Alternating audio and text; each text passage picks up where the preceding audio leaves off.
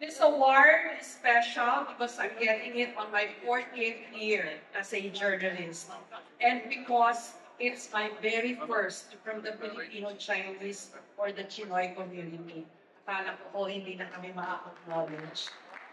So thank you very much to the FFCCCII, or the Federation of Filipino-Chinese Chambers of Commerce and Industry.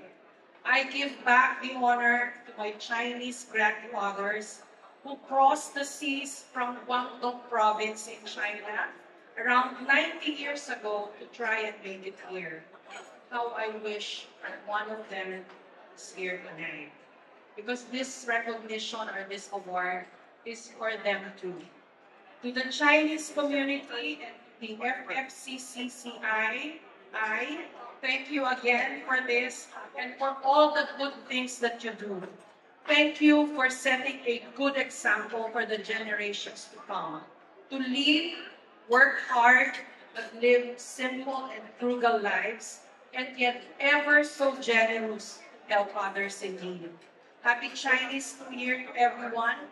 May the Lunar New Year bring you not only prosperity, but better health, more happy memories, and more love. Mabuhay po kayo.